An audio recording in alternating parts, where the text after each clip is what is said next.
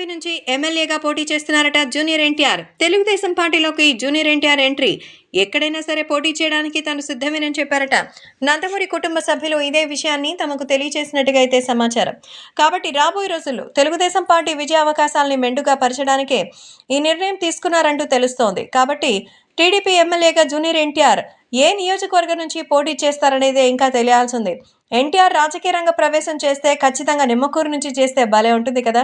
So నిమ్మకూరులో పుట్టినటువంటి బిడ్డగా ఎన్టీఆర్ ఆ రోజుల్లో అయితే చక్రం తిప్పారు. మరి ఈ ఎన్టీఆర్కి కూడా అదే పేరుంది కాబట్టి ఆ ఊరి ప్రజలు ఆయన తప్పగా ఆదరిస్తారంటూ అభిమానులు కోరుకుంటున్నారు. అయినా మన గ్లోబల్ స్టార్కి ఈ ఊరు ఆ ఊరని లేదు, అన్ని ఊర్లు మనవే.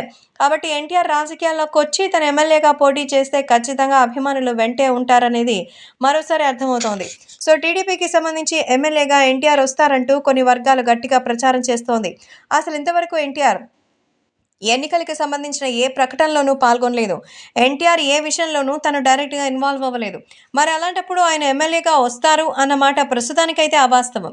త్వరలోనే జూనియర్ ఎన్టీఆర్ తెలుగుదేశం పార్టీ కోసం వస్తే అప్పుడు మాత్రం మంచి సానుకూలమైన వాతావరణమే ఉంటుందనేది తెలుస్తోంది.